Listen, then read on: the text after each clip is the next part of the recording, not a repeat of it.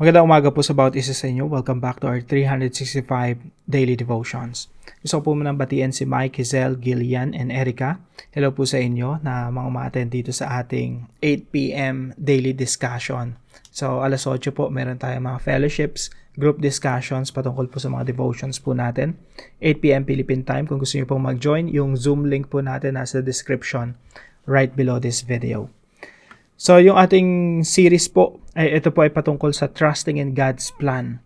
Ito po yung tatalakayin natin sa isang buong linggo. Hopefully, Lord willing, every week po ay meron tayong mga panibagong tema na tatalakayin po natin. So, this week po, trusting in God's plan. Yung pagtitiwala sa plano ng Diyos.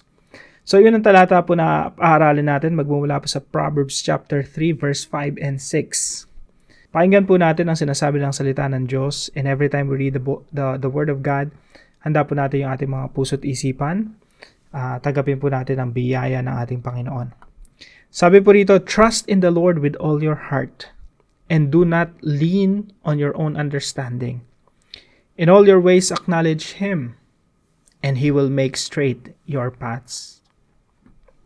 Sa Panginoon ay buong puso kang magtiwala, at huwag kang manalig sa sarili mong pangunawa. Sa lahat ng iyong mga lakad, siya'y iyong kilalanin.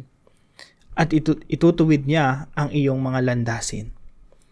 So, yung unang katuruan po natin ay trusting God is obeying beyond understanding. Yung pagtitiwala po sa Diyos, ito ay pagsunod kahit na hindi na natin nauunawaan yung sitwasyon. Now, pag sinabi po nating trusting God, ibig sabihin, kilala natin yung Diyos. Kaya po yung pagtitiwala sa Diyos, hindi ibig sabihin ito, trusting God without knowledge or without understanding. Kasi yung Christianity, it's also about understanding who God is. It's about understanding who Jesus is, understanding the gospel. Hindi pwedeng walang understanding sa Christianity. Kailangan naunawaan natin yung Biblia, naunawaan natin kung sino yung Diyos. So, trusting God, ang ibig sabihin po ng pagtitiwala sa Diyos, nagtitiwala ka sa Diyos kasi nakikilala mo siya. Kaya po yung buhay Kristiyano, patungkol po ito sa pagkakakilala sa Diyos. Kasi paano mo pagtitiwalaan ng isang tao na hindi mo kilala? Paano mo papakasalan ng isang tao na hindi mo man lang nakilala? No? Wala man lang ligawan na nangyari. So, yung pagtitiwala sa Diyos, commitment po yan eh. You will trust God kasi kilala mo siya, naunawaan mo siya. Now, pag sinabi naman po nating trust God is obeying, ibig sabihin, sumusunod ka sa Diyos kasi nagtitiwala ka sa Kanya. Kung saan landas Kanya dalhin, kung anong plano niya sa iyo, sumusunod ka sa Kanya. Hindi pwedeng nagtitiwala ka sa Diyos, hindi ka naman sumusunod. Okay? Nung isang salita naman dito, beyond. Hindi po natin sinasabi na trusting God is obeying without understanding. Ang nakalagay po rito, beyond. Bakit po beyond? Again, ang Christianity, it's about trusting God, merong understanding, pero sometimes, yung sitwasyon natin, it's beyond our understanding. So, para po walang iniwan po yan sa panahon ni David, no? Sa Psalm chapter 23, sabi ni David, though I walk through the valley of the shadows of death, I will fear no evil, for you are with me. So, sa panahon ng kadiliman, nandun siya sa lambak ng kadiliman. Hindi niya talaga maunawaan ang nangyayari sa kanya. Kaya ang description niya, lambak ng kadiliman. Bilang isang tupa, hindi niya alam kung ano yung hinaharap niya. Hindi niya alam kung anong panganib na nasusuungin niya. Hindi niya alam yung future, hindi niya alam yung anong mangyayari sa kanya. Pero nagtitiwala siya sa Diyos. So, hindi niya alam yung sitwasyon. It's beyond his understanding. Pero merong Diyos na kilala niya, na pinagtitiwalaan niya. Kaya nga sabi niya, though I walk through the valley of the shadows of death, I will fear no evil, for you are with me. Sabi po ni Charles Spurgeon, pakinggan po natin itong quotation na to. Sabi dito, to trust God in the light is nothing. Totoo po ito eh. Magtitiwala lang ba tayo sa panahon na ang liwanag ng lahat, no? Kitang-kita natin. Yung alam natin yung future.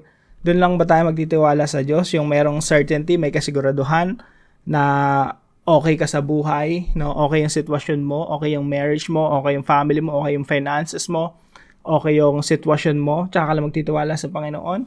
that's nothing. Sabi ni Charles Spurgeon, but trust Him in the dark, that is faith.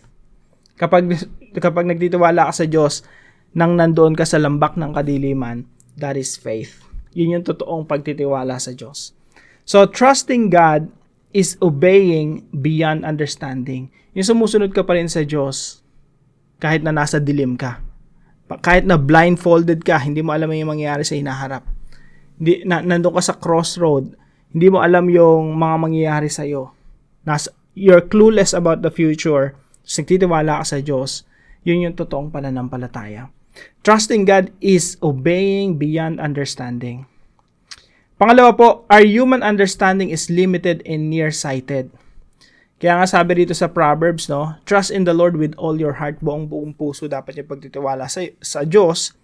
Pero pagdating sa ating sarili, sabi dito, do not lean on your own understanding. Huwag kang manalig sa sarili mong pangunawa. Bakit po? Kasi yung pangunawa po natin very limited. Nearsighted. Para po tayong mga tupa, ang nakikita lang natin yung ating nasa harapan. Nakikita lang natin yung konting damo na nandun sa harapan natin. Kinakain natin. Pero minsan dinadala tayo ng ating pastol sa mas malayong lugar pa, na malayong paglalakbay, na yung plano niya napakaganda pala. Pero ang nakikita natin, puro batuhan, puro putik, puro mga madilim na lugar. Pero ang pinagdadala niya pala sa atin, mainam na pastulan. So, ang isang pastol po, ang ating Diyos, ang plano niya eternal, pangmalawakan, pangmalayuan. Pero ang plano natin, limited lang. Ang alam lang natin ngayong araw, bukas, few weeks after, later, yun lang yung nakikita natin, nearsighted, limited ang ating kaalaman, ang ating pangunawa. Kaya nga, ang dapat natin ginagawa, magtiwala tayo sa Diyos ng buong puso at huwag tayong manalig sa sarili nating pangunawa. Why? Our human understanding is limited and nearsighted. Tingnan niyo po, sa mga prayer requests po natin, ang dami nating pinanalangin na mali pala. No? Isa nga pong lagi kong binibigyan ng example yan. Yung mga bata-bata pa tayo or yung iba sa atin, no? Nagpe-pray na patungkol sa kanyang mapapangasawa, tapos merong specific na pangalan. Pero ngayon nagpapasalamat ka kasi hindi mo napangasawa yung tao na yun. Kasi nearsighted, limited ang ating pangunawa. Pero yung pangunawa ng Diyos, pangmalayuan, pangmalawakan, pangwalang hanggan. So, let's trust our God beyond understanding. Our human understanding is limited and nearsighted, kaya hindi po tayo dapat nananalig sa sarili nating pangunawa. Pangatlo po, God-honoring decision is always the best decision. Kapag gumagawa po tayo ng desisyon, kung ano yung nagbibigay ng kapurihan sa Diyos, yun yung the best decision sa buhay natin. Sabi po rito, in all your ways acknowledge Him, and He will make straight your paths. Sabi rito sa Tagalog, sa lahat ng iyong mga lakad, siya'y iyong kilalanin. So pag kinikilala mo yung Diyos, actually, ang ginagawa mo, you're honoring Him. Ino-honor mo siya, you're glorifying Him. Kapag meron tayong mga lakad, desisyon sa buhay, ang pinaka-priority natin, Lord, what gives you glory? So, God-honoring decision is always the best decision, and you can never go wrong with that decision. Gusto mo bang hindi magkamali sa buhay?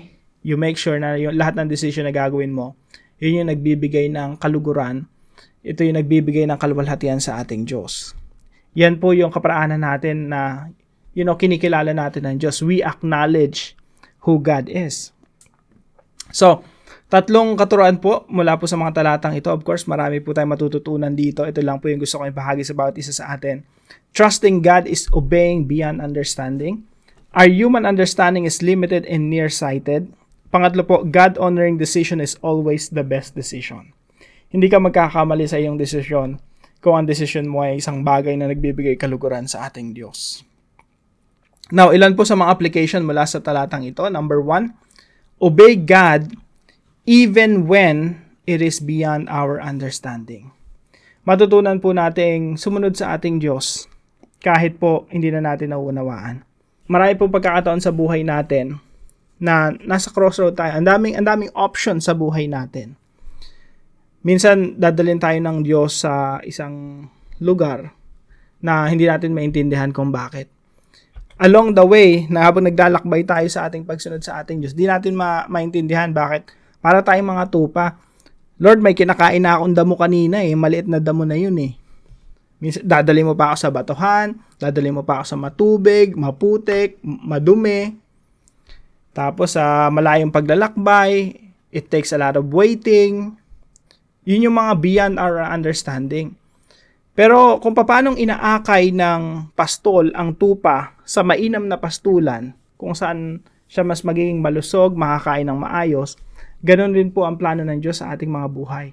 Laging merong mas magandang plano ang Diyos sa atin kaysa sa mga maliliit nating plano. Ang gusto lang natin, maliit na damo. Pero sa Diyos, mainam na pastulan ang pinagdadalhan niya sa atin. That's why we have to learn to obey God even when it is beyond our understanding. Pangalawa po, trust God's infinite wisdom and eternal plan. Pagtiwalaan po natin yung wisdom ng Diyos. Again, God has His own wisdom. Meron siyang sariling karunungan, sariling katalinuhan. He knows everything. Maging ang mga panalangin natin, before pa natin sambitin, alam na ng Diyos. Trust God's infinite wisdom and eternal plan. Yung plano po ng Diyos pang walang hanggan. Just imagine that. Ang plano natin pang ngayon lang dito sa buhay natin. Pinakamatagal na siguro ang plano natin, 60 years. No? Kung may nagpaplano pa sa atin ng ganong kahabang plano. Well, ako, pinaplano ko yung buhay ko for the next 30 years. No? Inisip ko, by 60, dapat ito na yung mga nagawa ko. Yun na yung maximum. Bibihira na yung ganong taong nagpaplano ng 3 dekada. Now, yung Diyos po, isipin niyo po, eternal. Hindi 100 years, hindi 1,000 years. Yung plano ng Diyos, eternal. Yung maliit nating buhay, sinasama niya doon sa eternal plan niya. Kaya hindi dapat tayo nagko-complain sa Diyos, Lord, anong ginagawa mo sa buhay ko? Bakit ganito? Bakit seemingly sa paningin ko, bakit parang puro pangit yata nangyayari sa buhay ko? Hindi po tayo pwedeng mag-complain ng ganun Sa halip, pagtiwalaan natin na, Lord, you decide based on your infinite wisdom. You make decisions over my life based on your eternal plan. Magtitiwala po ako sa inyo. Trust God's infinite wisdom and eternal plan. Pangatlo po, honor God in decision making. Imbis na magduda tayo sa Panginoon, imbis na mag-worry tayo sa buhay, imbis na mag-complain tayo, let's honor God in our decision making. Sa lahat ng decision na gagawin natin, we have to make sure na yun yung mga desisyon na nagbibigay kaluwalhatian sa Diyos. Bakit po? For a very simple reason. You can never go wrong. Hindi ka magkakamali sa desisyon na gagawin mo. Kung ang desisyon na gagawin mo ay nakakalugod sa Panginoon. You can never go wrong when we make God honoring decisions. Kaya po pagdating sa ating discussion, why can we never go wrong when we make decisions that honor God? Bakit hindi tayo pwedeng magkamali sa ating mga desisyon kung iyon ang nakakalugod sa Panginoon? Kaya po yung success bilang mga Kristiyano, yung magandang destinasyon, pinakamainam na destinasyon sa atin, ang path niyan, ang daan niyan, yun yung daan na nakakalugod sa Panginoon. Kaya pag nandun tayo sa crossroad, 2 daan, way 1, way 2, kung ano yung nakapagbigay ng kaluguran dyan, nandun yung success, nandun ang katagumpayan. Kung ano yung nakakapagbigay kaluwalhatian sa Diyos, yun ang pinakamainam na pastulan para sa iyo. So, pag-usapan po natin yan, why can we never go wrong when we make decisions that honor God? Now, para naman po sa ating panalangin. Sovereign Lord, you are the God of infinite wisdom. Napakaganda po ng talata natin ngayon, Trust in the Lord with all your heart. Do not lean on your own understanding. In all your ways, acknowledge Him and He will make straight your paths. Kaya po sa pakikipag-usap natin sa Panginoon, ipahayag natin yan, Kaya po dito sa ating panalangin, Sovereign Lord, you are the God of infinite wisdom. Your plan is eternal. Help us trust you wholeheartedly, relinquishing our understanding and relying on your wisdom. May we acknowledge you in all our ways, seeking your guidance for our paths. Grant us the faith to follow where you lead. In Jesus' name, amen and amen. Sama po natin ito sa ating mga panalangin. At pakatandaan po natin, best practice natin right after our devotion, meron tayong panalangin sa ating Diyos. Kung kayo po ay merong natutunan dito sa devotion natin ito, paalam nyo lang po sa comment section right below this video.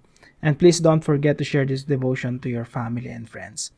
Pagpalain po kayo ng ating Panginoon. Magkita-kita po tayo muli bukas 5:00 ng umaga dito sa ating daily devotion.